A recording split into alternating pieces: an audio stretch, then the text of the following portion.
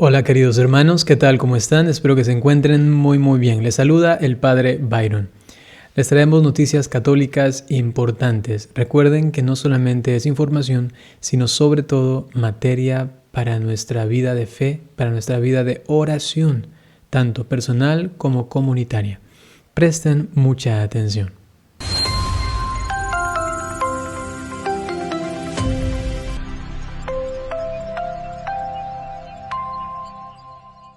Esta noticia se desarrolla en Uruguay. Un gran grupo de peregrinos pedalea 45 kilómetros para visitar a la Virgen de Luján. El pasado 24 de octubre se realizó la 27ª Bicicleteada de la Fe hacia la Gruta de la Virgen de Luján en la diócesis de San José de Mayo en Uruguay.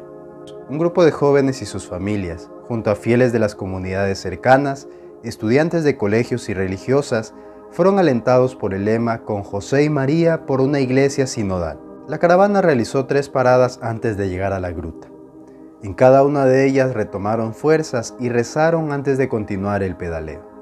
Al llegar a la gruta, ciclistas, gauchos y peregrinos a pie ofrecieron sus oraciones a la Virgen de Luján para luego participar en la misa presidida por el párroco de Nuestra Señora de Luján, el padre Gabriel Reynoso.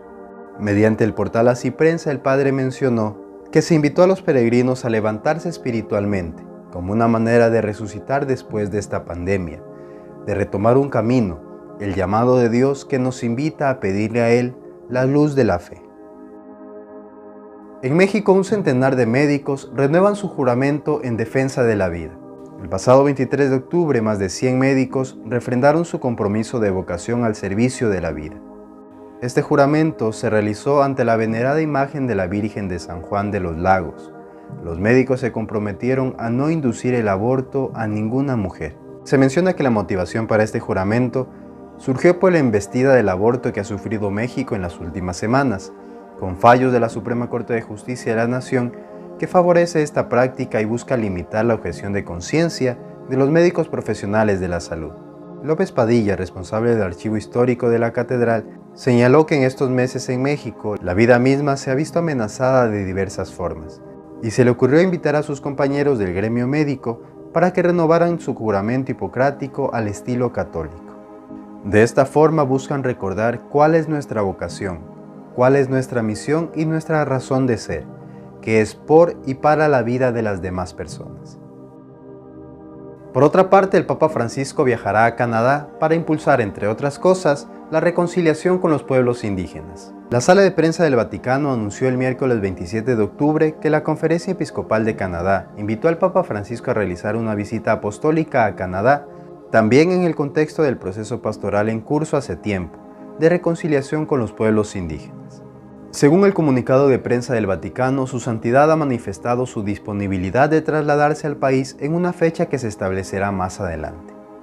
El anuncio del futuro viaje del Papa a Canadá se produce cuando el país, y en concreto la Iglesia, todavía se encuentra asimilando la aparición de cientos de restos mortales de niños indígenas internos en colegios de Canadá durante los siglos XIX y XX.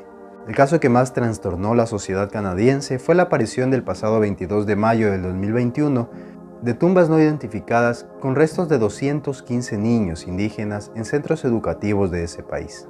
Es por eso que durante el rezo del Ángelus desde el Palacio Apostólico del Vaticano el pasado 6 de junio, el Papa Francisco expresó su dolor por la aparición de los restos de los niños y por la revelación de los abusos cometidos en Canadá. En otro tema, en China, un obispo reconocido por el Vaticano es secuestrado por un grupo de policías. Monseñor Peter Xiao Chuming, obispo de China, reconocido por el Vaticano y que es víctima de persecución desde hace años, al igual que su predecesor, sufrió un nuevo secuestro por parte de la policía del país asiático. Recientemente, fuentes locales reportaron que Monseñor Xiao sufrió un nuevo secuestro por parte del gobierno comunista chino, que durante los últimos años lo ha arrestado al menos 5 veces. La penúltima vez fue detenido en mayo del 2017 y fue liberado 7 meses después, y la última vez que lo secuestraron fue el 9 de noviembre del 2018.